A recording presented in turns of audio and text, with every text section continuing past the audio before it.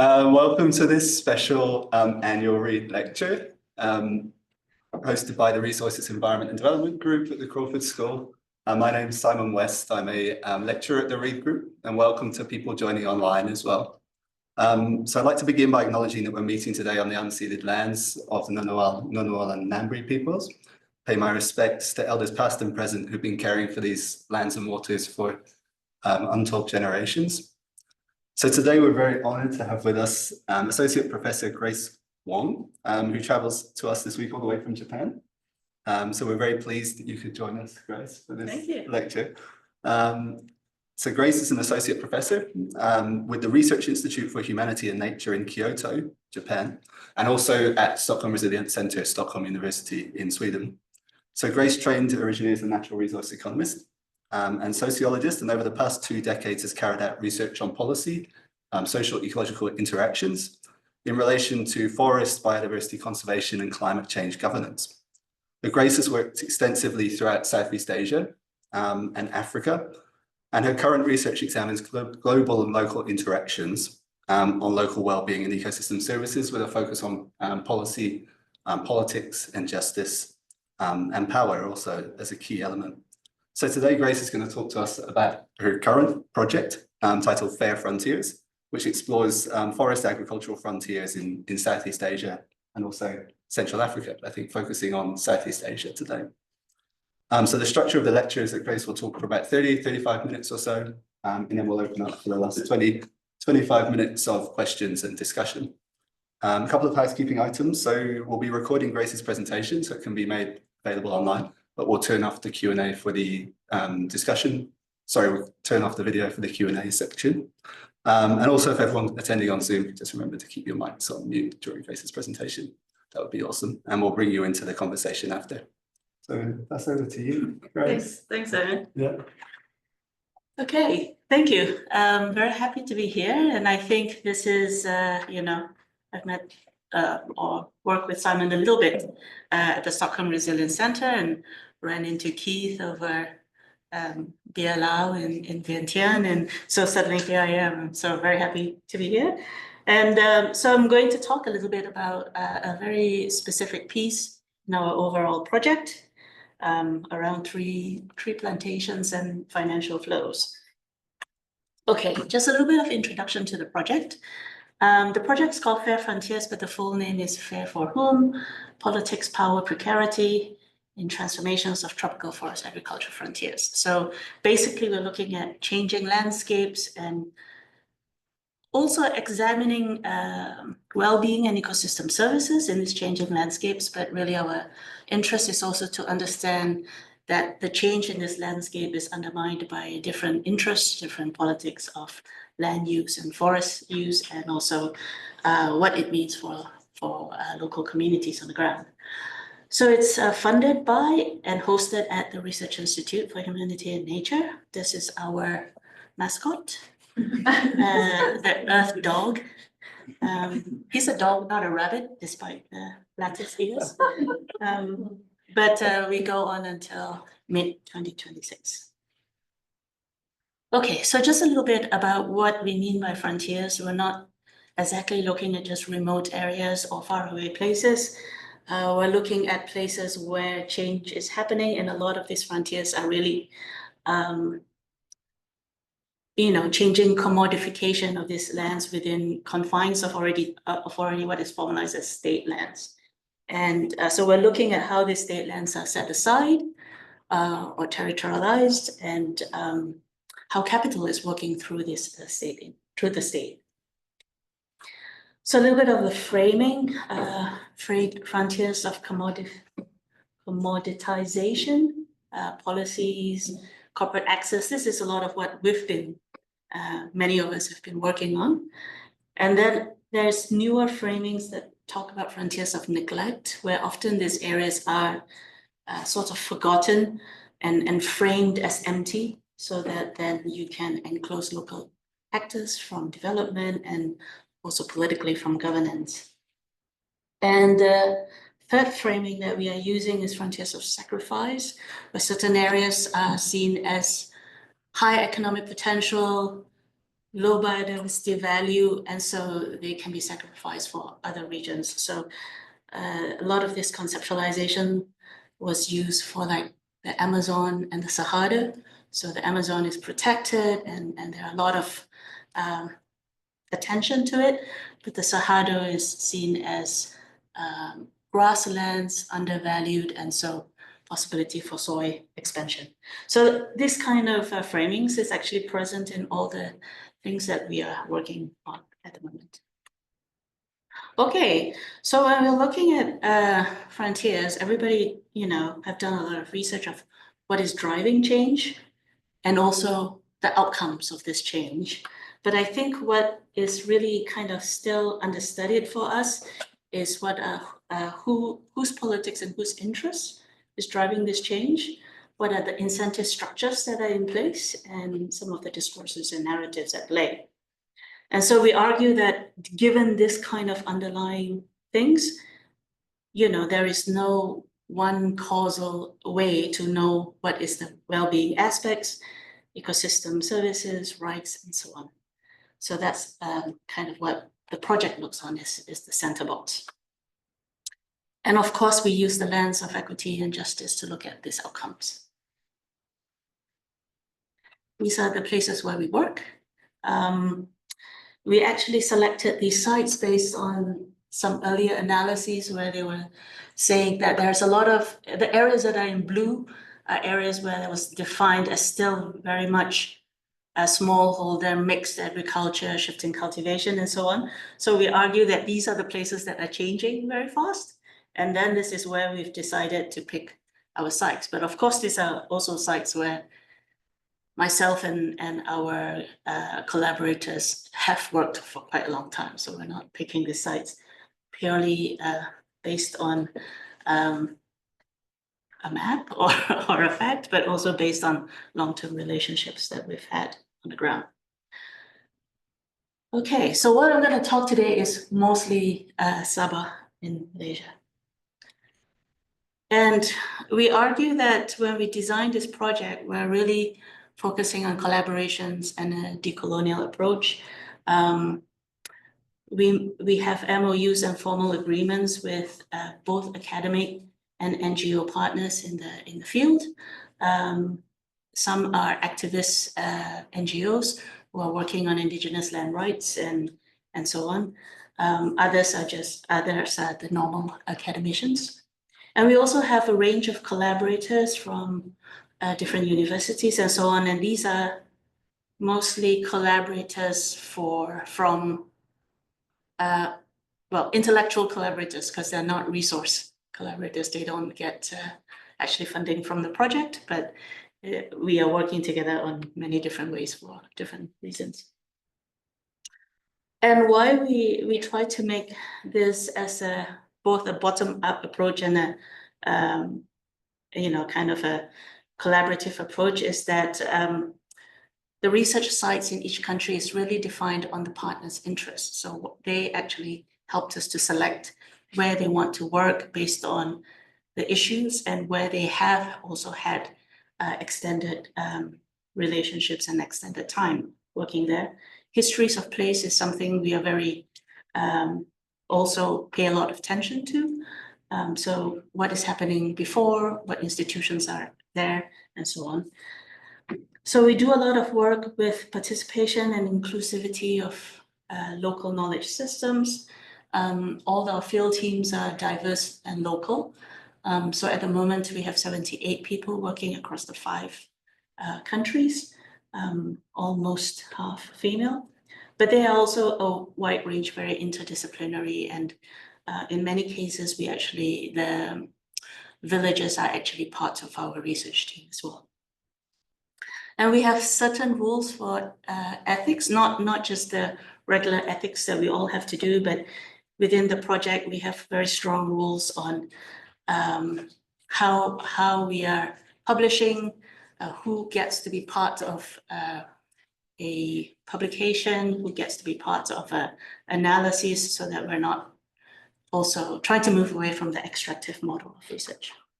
So that's kind of some of the things that we're trying to do to kind of really understand if we want to talk about, power and precarity. So that's also important. Okay, but this is just a structure of the project. Mainly what I'm talking about with financialization ties into module 1 on political discursive framing of development. And in this module, we focus on narratives, actor collisions, and institutional historical path dependencies. So in terms of these institutional and historical path dependencies, that's where discourses, flows of ideas, flows of finance kind of come into play. What are they reinforcing on the ground, or what they're changing on the ground? And so we try to apply a critical discourse approach to we specifically choose the perspective of those who suffer and critically analyzes those in power. So that's kind of the positionality of the project. Okay, so going straight into the case study. So I'm going to talk about financialization of tree plantations here in Sabah. And as we know, financialization of history of frontiers, of course, has a long history. This stemmed of North Borneo from the British North Borneo from the early 1950s, has logging in Borneo as a source of revenue for the Crown. And of course, it's integral to imperial ambitions everywhere. So that's noted. But Sabah has this history in production. It was first a concession kind of gotten by the Sultan of Sulu in 1865, then transferred, the ownership kind of transferred hands. And the North Borneo Chartered Company was established in 1881 to take over management of the lands. And because the Borneo Chartered Company is a shareholding company, but it is also reporting to the parliament. And so it is basically a device for colonial ownership of Sabah's land and resources. But because it reported to the parliament also requires that they have regard for native rights.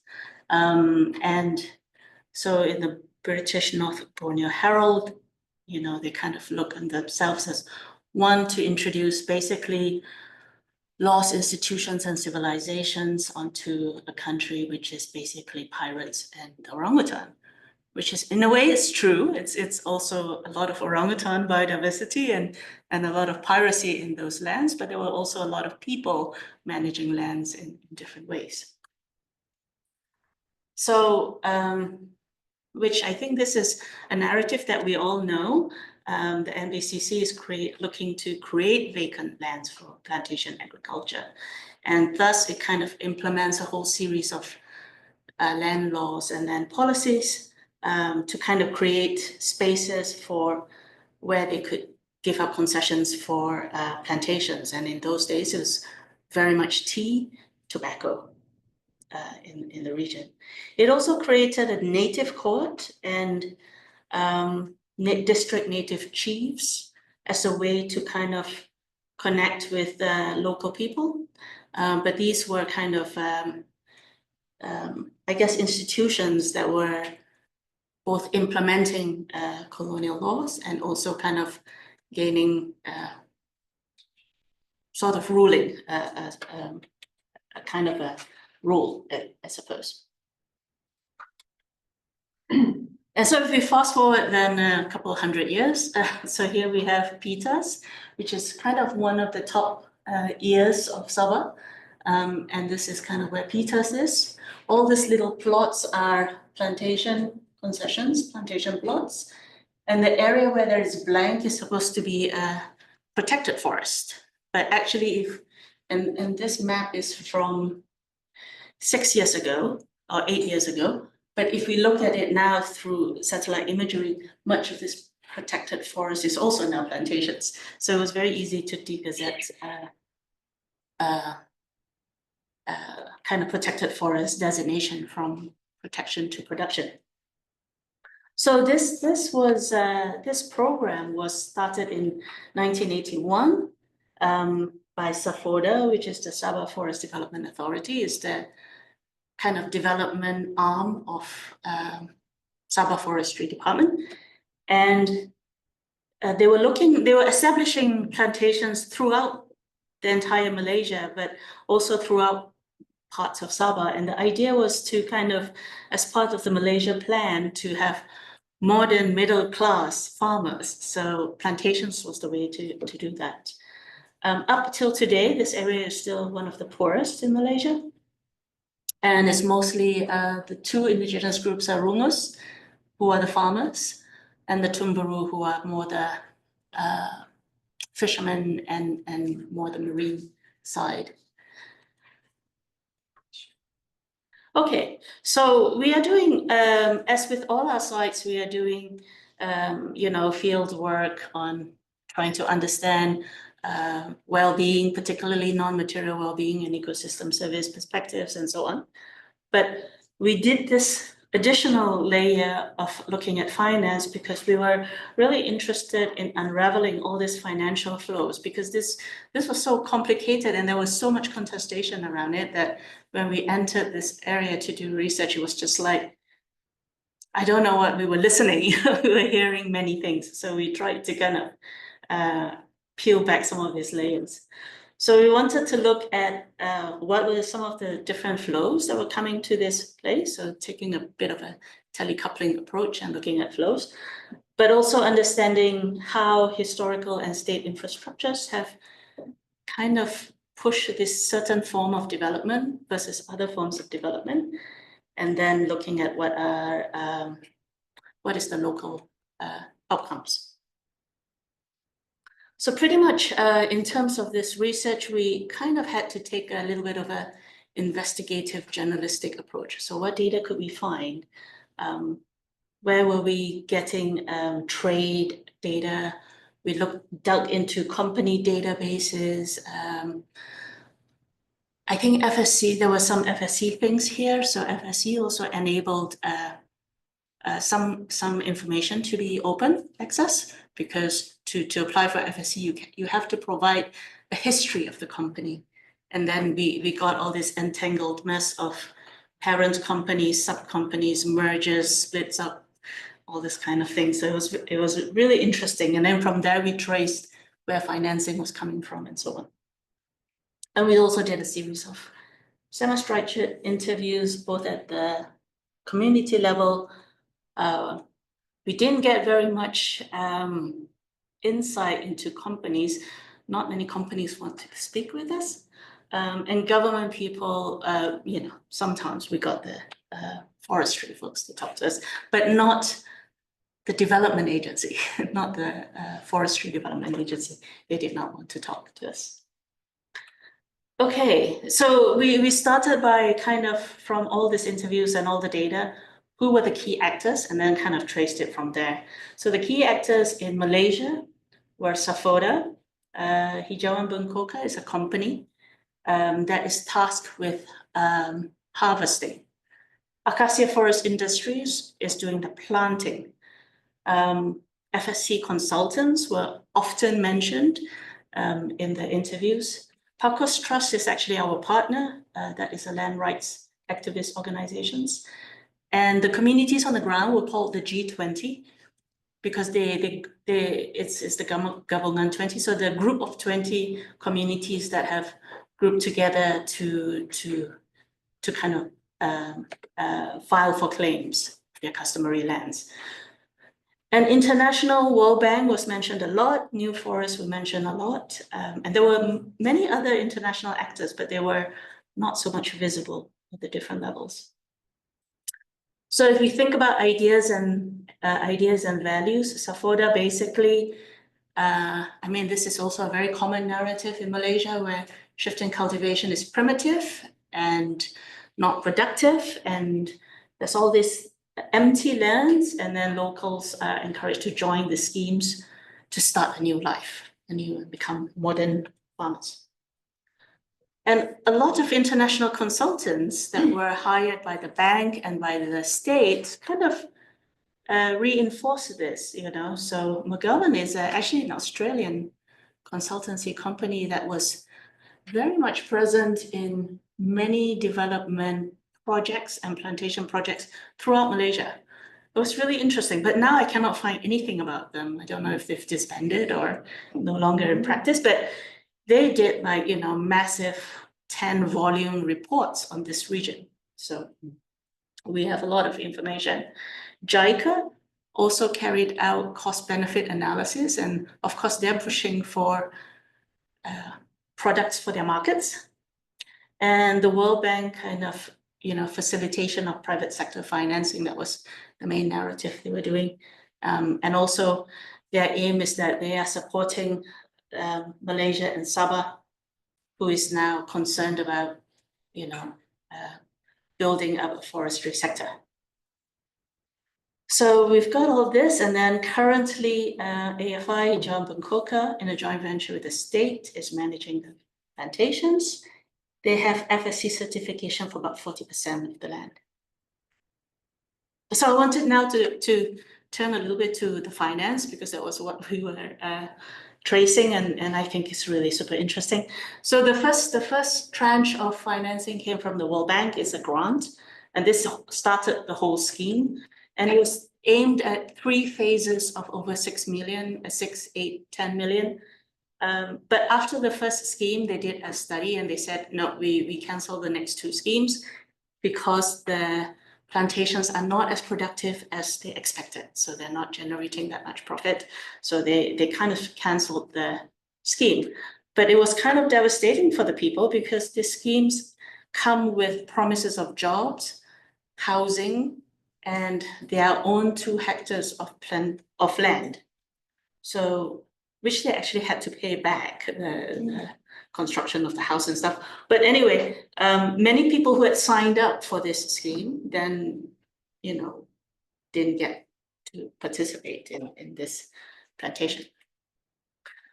Then the next tranche of funding we found that was very key is the Daso Stimulant Fund, which is a fund of basically, you know, pension funds from the European Investment Bank, from Finland in FinFund, and they put in money into the parent company of AFI, and they owned 30% of that parent company. So they were also investing there. And of course, through FinFund, it's also a loan, not a grant. But then we have a PhD student working on the Finnish side of things, so maybe we'll get more information later. And Daso's fund still continues over the next decade, but then the next player that came on was New Forest. I guess you guys are familiar with New Forest, and I'm just learning about New Forest through this work, but very fascinating. They have the Tropical Asia Forest Fund 1 and 2, and this is the classic blended finance, which includes finance from like Packet Foundation, you know, the Hempel Foundation in Denmark, and also company CSR funds from Total Energy in France, and Australian government also puts in money, and Asian Development Bank, and they put in 20 million to Sabah, to the company.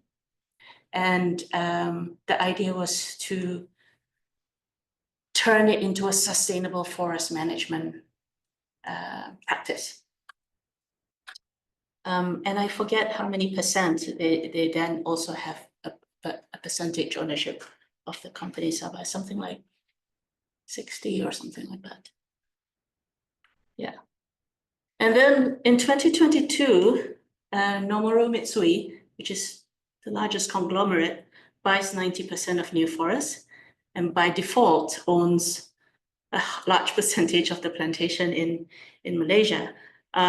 And this is something I'm really curious about, because now that I'm in Japan and you find that there's all these connections, but Nomura Mitsui is the huge conglomerate, and we don't know really any information about where that funds comes from, which division for what, and so on. But we imagine that it's for their carbon offsets, kind of sustainable funds. And then with this additional investment of Nomura Mitsui into New Forest, they also got additional investment from British Investment, Norfund, and FinFund, and they now moving into New Forest Africa. So that's also really fascinating. So this was only just in the last year, and they are starting up operations in Africa and have some plantations that they're working on in Tanzania and so on. But in the meantime, in Sabah, Samling buys AFI concessions. Samling is a very notorious timber company, Malaysian timber company, that has kind of pretty much cleared large tracts of forest throughout Sarawak, the other parts of Malaysia, Borneo. And so every time we interview everyone says, oh, this plantation is it's not really working out. It's not really productive, yet it's expanding day by day. And we all get all these different flows of finance. So the question is like, what is being financed and what's going on? So that's just something we're still kind of unraveling. But meantime, on the ground, there's a lot of contestations. Initially, every local community person we talked to mentioned SAFODA's promise to return the customary lands from the plantations that they've taken after the first rotation. And so they all say, oh, this is a lie. Nothing ever happened. And so they organized to claim lands. There were a lot of so how come is then a Human Rights Commission of Malaysia? They conducted an inquiry into customary land rights across the entire Malaysia. And they basically said, you know, it's kind of access to justice is very difficult, if not impossible. And SAFODA and the company have filed numerous lawsuits against the local people for trespassing. And there were a eviction order. The eviction order was partially overturned if the local community can demonstrate that they have been living there, you know, since whenever and have used the land in a certain way. So actually, what I wanted to say is, so a lot of our research on you know, doing histories of the village and so on, that data is being used by the local communities as part of demonstrating their stay on the land. But it's also something that we are, you know, kind of figuring out also. So what I can say at the moment is that this is a lot of sustainability capitalism. I think not the World Bank, which was very much about production, but all the subsequent financing actors have a strong bent of sustainability, climate mitigation, community development, and all kinds of things. But the business practices on the ground have not really changed that much, or at least from what we can observe. And then a lot of this capital kind of is mediated through the state, because SAFODA plays a very strong role in managing people's access, as well as taking an active role with the company to kind of do eviction notices and so on. So they are playing a very strong role in this landscape. So, and it's part of their whole efficiency, modernization, economic growth type of narratives. So these kind of self-reinforcing cycle is kind of very, very prominent. But I think for a lot of local communities, not just in Sabah, but also in Sarawak, the court system is one way to bring their claims, and so they've been doing that quite actively. But the institutions, the Ketua and Negeri, the district chiefs, and the native court are now politically appointed. They are no longer, I think the ideal is that they come from a bottom-up voting process, but now it's really much like which actor is, you know, which district chief or which indigenous chief kind of have the same political inclination as the state government. That's who gets appointed as the district native chiefs. So it's really kind of difficult. And so there was a moment where one of our partners, an indigenous partner, was in government and trying to reform this system, but that progressive government fell apart very quickly. I think there was a lot of politicking. So any kind of like real progress or nice movements, we found it being pushed back quite quickly. So like I said, they are filing court claims just recently using some of our data. And at the moment, they're also doing a lot of local acts of everyday resistance by putting logs through the plantation roads, preventing tractors from coming in, and so on and so forth. And we're also trying to do some photo voice with these community members to kind of try to elicit local narratives of their identities and desired futures.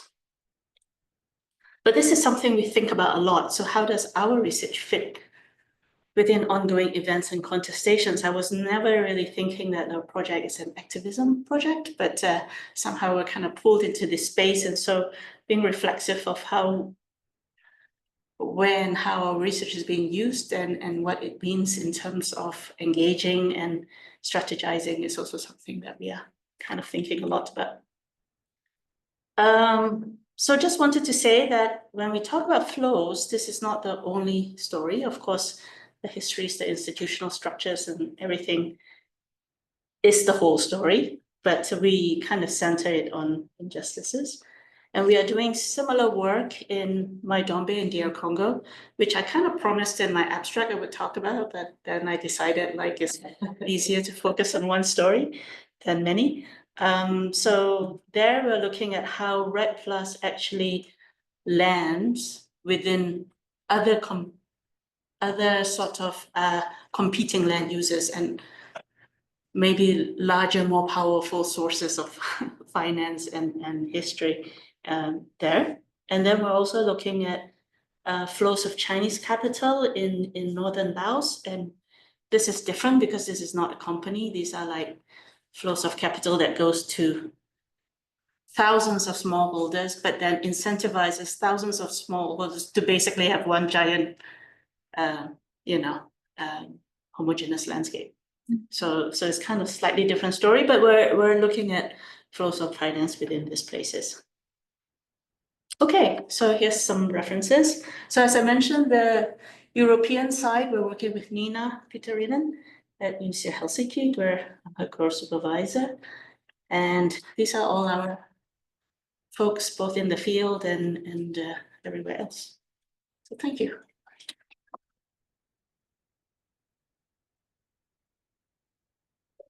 That's absolutely fantastic presentation. Perfect timing too. Yeah, perfect timing. Doesn't ever happen before. I'll bring in everyone online as well, so you're welcome to raise your hand or put comments in the chat if you have any questions. Let me just get you on the screen. There we go. And yeah, first round of comments, questions, reflections for Grace. I saw Keith first. I'll go with Keith and then Sabah. Yeah. Yeah, thanks, Grace. Yeah, so this is, I think, research that's heading in an interesting direction on these financial flows and figuring out all the actors. And I guess the key question is that people ask around this area of research is, where are the rents being created, right? Where are the extra profits, and how is that being generated, and who gets it, right? So I guess that's going to be a trick for. It's one thing to sort of trace the financial actors behind them, but then to really figure out where are the financial rents coming from is a key analytical question. I won't ask you to the research is ongoing, so you might be finding this out. But I guess my question is, would you be able to tell a similar story back in the days of the North Borneo company, basically? Like how much of this is really new? I guess we could say that pension funds are sort of new. But the idea of international investors in this area is not new, right? So I guess there'll be maybe if you have the information, you could respond. But otherwise, sort of an area for filling out the research is tracing what's new and what's kind of persistent in this story. Okay, Do you want to take the other question and My I It's more on the sustainability capitalism side. There is growing interest in sustainable investing, ESG. Lots of money for it are increasing, but also definitions around what can be considered sustainable are also evolving right now at the EU level as well. It's becoming more defined to reduce a lot of this greenwashing. So as that gets more defined and some of the existing things cannot be stamped as sustainable anymore, do you see that there might be shifts in the flow of finance? Will that impact it, or will the local communities, just as has been happening, repackage the wording to fit into the new sustainable definition? Yeah, okay, thank you. So I think to answer Keith, there's also something we are thinking, where is this, what is the profits, and well, we know to whom it goes, but where is the profits? Where do the profits come from? If the plantation is not seen as profitable, and we know that for some of the companies, they have negotiated tax, how do you say, tax deferrals. So for example, the FinFund one, they're based in Luxembourg, it's a tax-free zone. They pay less than effective 1% of tax on their profits. But what is that profits? I think what is different maybe from the North Borneo Company times is this whole creating the forest as an asset class and what is generated from this asset class. And I think the other thing that is different is that with the pension funds, I think all of us are involved in this process. I mean, I put my money in sustainability funds, and then I saw that one of my things in my pension fund was Dasos. I was like, oh my God, I'm indirectly financing deforestation in the place where I'm doing research, So I think there's different ways of looking at this. But that is also a key question that we want to kind of move into answering is because we always ask the question, who is benefiting from this? Who is making the profits from this? And we don't know yet what is the profits. We know who is making the profits, but we don't know how the profits are generated. And that's also something really, really interesting. So perhaps we can learn also from your work in Laos and figure out some kind of a way forward to kind of dig into this a little bit more. But yeah, I think that's that. And also I think this whole blended finance is super interesting. And also I think what is making me nervous sometimes is whether you are in a climate change forum or a biodiversity forum, everybody talks about how blended finance is going to be the solution. State finance is, has state interests or everything. Donor aid or is unsustainable and so on. So blended finance is the way to go, and that gets trumpeted really loud. And I know this may be, this is not the only way that this outcome is, but so it will be interesting to kind of get us kind of a subset and examine how this all plays out in a way.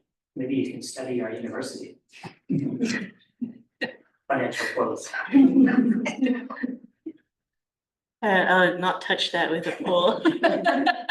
But to your question about sustainability very quickly, so that's also kind of this whole financing and like the blended finance and sustainability talk, and EU-DR is very contentious in these spaces, particularly in Indonesia and Malaysia. The states are talking about sovereignty and value chain management into local level is impeding on national sovereignty. So that's kind of where some of the sensitive spaces are. But of course, I think there are some moves towards sustainability. So it's not like entirely greenwashing, maybe a little bit, but there is some moves. But also these sustainability measures fall in this space that is so entangled. So it's very hard for a local community who suddenly want to engage in, let's do participatory mapping. I've lost all my customary lands, but let's do participatory mapping for sustainability purposes. So it's very difficult. Yeah, but I don't know about like future of what sustainability finance will be, but I think it will grow, and I think there's going to be a range of how green or how greenwash they are. Okay, and Siobhan, and maybe another one over here. Yes. Siobhan, would you like to go first? Grace, I was really interested in where you kind of finished, which is about the idea that you didn't think you'd be doing activist research, but that's changing and you're engaging in this reflective practice. And what I really wanted to ask you is, has the expectation of the research and the researchers changed also from a community perspective? Now that at least there is a sense that maybe some of the research work can help establish claims in particular ways. So can you speak about that kind of circular process a little bit more? Yeah, I think so this site was chosen because our partner Parkus Trust has been working there for almost 20 years.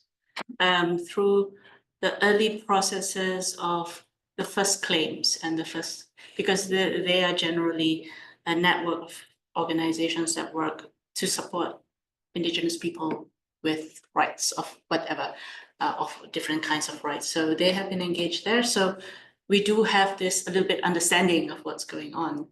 And so when they asked us to work there, I'm like, oh, this fits with the frontier thinking that we are thinking. And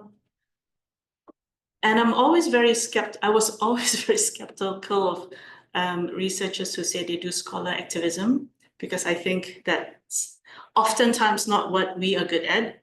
You know, you're good at academic research, or you're good at activism, and very seldom we can, you know, kind of merge to be, or, you know, research and communications, another thing. But anyway, so I wasn't expecting to do that. But of course, when you're doing this research and we are taking this justice lens, we're taking this critical discursive approach, it's not, I think it was not unexpected that we ended up at this space. And so we try to do things like photo voice and such to also kind of amplify the local voices in this process. So that's also something we do a lot of this research, and we do a lot of it together with the partner, but we are kind of doing activism slightly together now in this space. But also the community is very, it's also strong, and they said that they would be very happy for us to do research in the region, but we have to take this group of youths that they've identified as part of our research team. So we've done that. We've done a lot of training and mentoring, and these are, I mean, the youths range from 20 to 50, but they are basically the next generation of leadership in this kind of G20.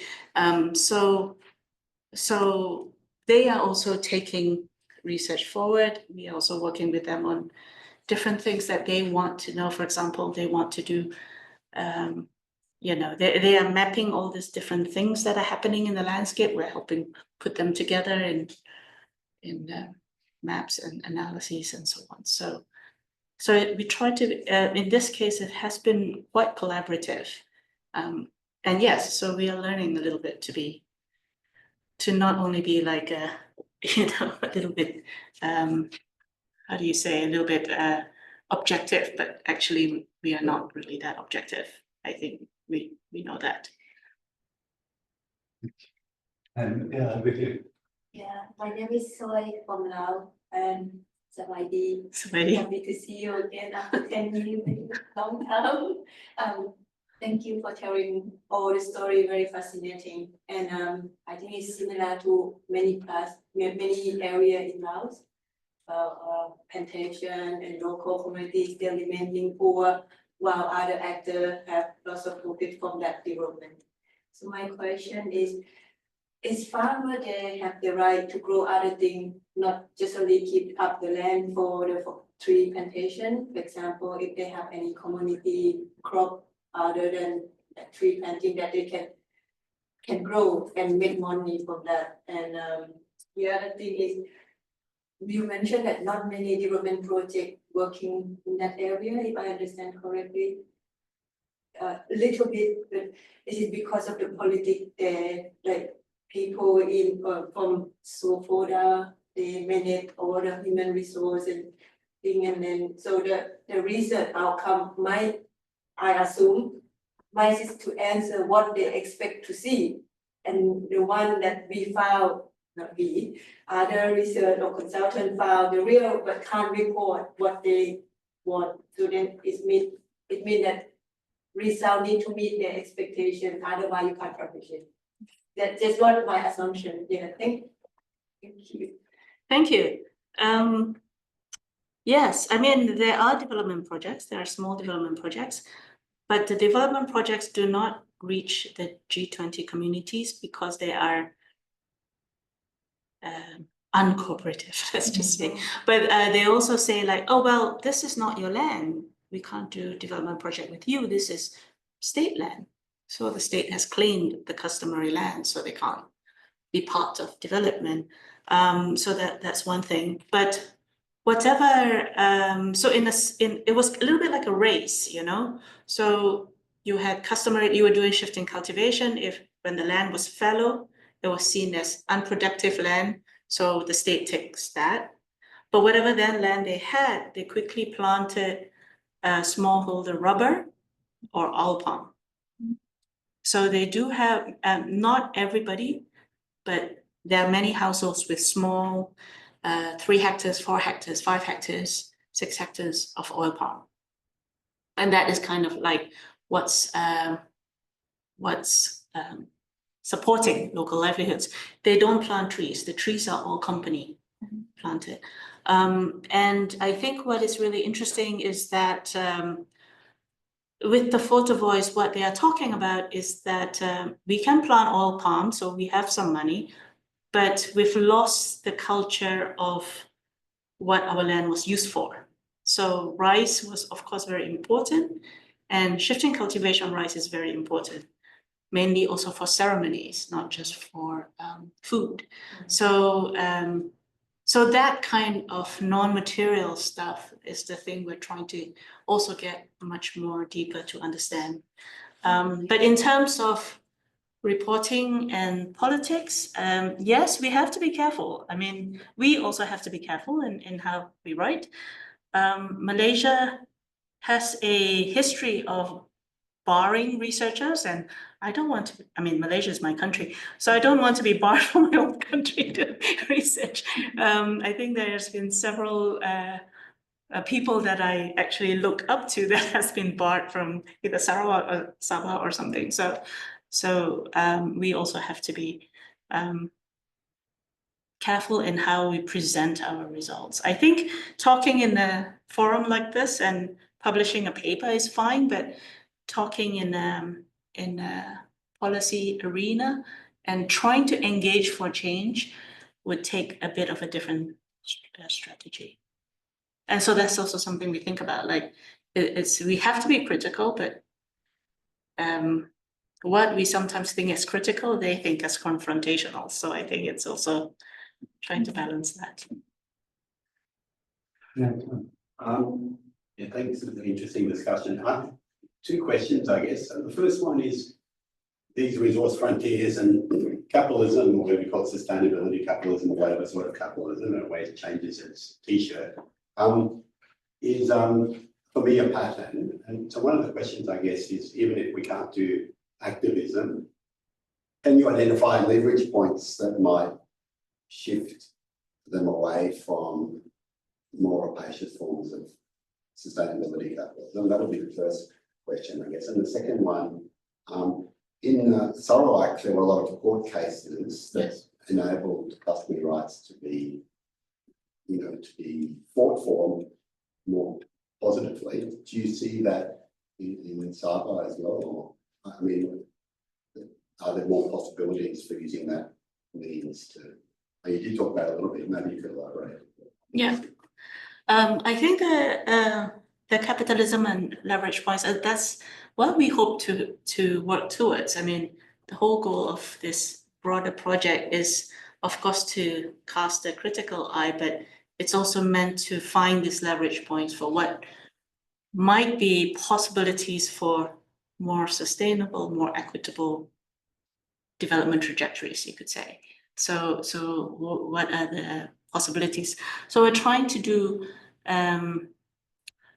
the 3 horizon approach. I don't know if you know that one, and bringing in at some point different actors to talk about what are different viewpoints of possible futures and what has to happen to get towards this possible. So it's a dialogue. It's not entirely based on research, but with our research we can carry out this kind of dialogue. So that's something we hope to do, and that's also why I think how we engage with our results, trying not to be confrontational, helps a little bit to enable this kind of dialogue. So that's something that we hope to proceed. And then the second question about court cases. Yes, there's a lot of court cases, but a lot of these court cases, there have been some successes, but a lot of them are also hung in procedure. So a lot in Sarawak, and it's also been 2 ways. The companies have been using the courts to also both in this case trying to evict, or in cases in Sarawak to attack NGO activists. So I don't know if you know Save the Rivers Sarawak. They've been engaged in a 5-6 year court case with Samling because they did all this community work and they published a brochure saying, what do companies feel about the logging and the dam that is coming? So community perspectives, and that was interpreted as slander. So that was so basically, maybe the court case will be thrown out, but what it basically does is it paralyzes the group from being able to kind of proceed with things. You are stuck in the court. You have to raise money to pay for fees, and so it's a very effective tool, I think, used by companies and state on civil society actors. And it's also the other way around, where communities like the community where we work in are using the courts to file for customary land claims.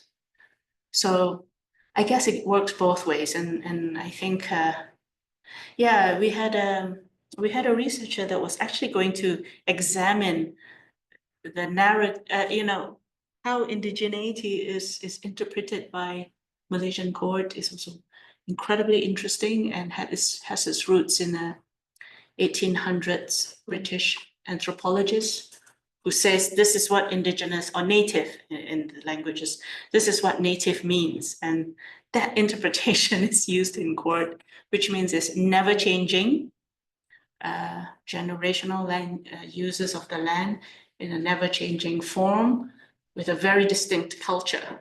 So I was like, yes.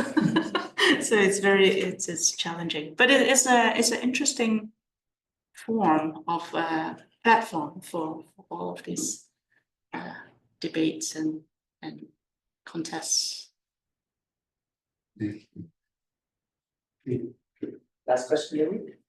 One of the reasons why this is interesting research, I think, is because it can be difficult for researchers to get access to some of these areas in Malaysia and Borneo. Like my impression, and I don't really know why, is that Sabah is slightly more open than Sarawak. Is there some kind of structural, like in terms of openness to civil society and things like that?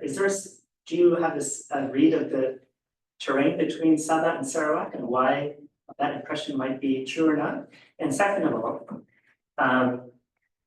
I'd be interested in your reflections on your position in a Japanese university and how that sort of has enabled your research. When I was at the Southeast Asia Studies Center at Kyoto, there was researchers who were studying Sarawak, and I went on a trip with them, and we found ourselves in the back of a pickup truck going through a logging concession, talking with a company, like access that I would have never have got if I wasn't based with a Japanese university. And that's kind of related to the history of Japanese involvement in the resource industries, I think, as well as some of the maybe the money that Japan brings to the table that different other places would not. Could you talk about how your institutional affiliation sort of enables or constrains your research access?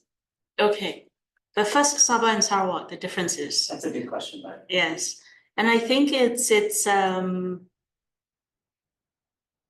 perhaps not that different, but like my colleagues used to say, Sabah will never ban you. They might just not listen to you or give you a permit for the next research, but they'll never ban you, whereas Sarawak takes more strident action and they'll ban you. Yeah. So, but the implications may be not so different. And the way we talk with both government would not be so different also.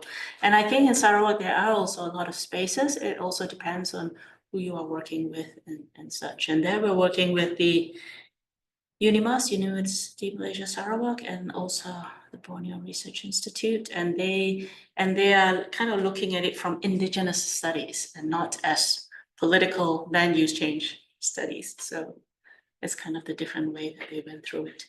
And then I think the affiliation, Japan has this long history, well, not only about financing and resource use, and they are, of course, the demanders for a lot of these commodities.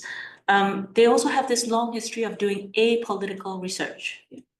So they will do capacity building in GIS, but never teach you how to interpret the map or something like that. So you're just creating apolitical maps. And that was the same also in Laos, where in the investment division, they were all just doing mapping and very technical things, which governments love, I think.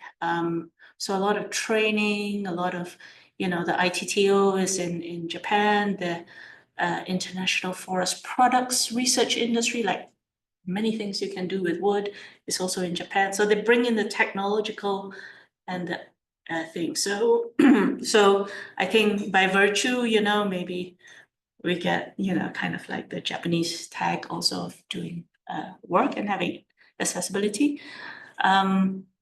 That's one thing. And the other thing, the similar thing is that, I mentioned our Finnish graduate student, and she comes from, and she's doing critical forest research, international forest policy, but they are housed in the School of Forest Business.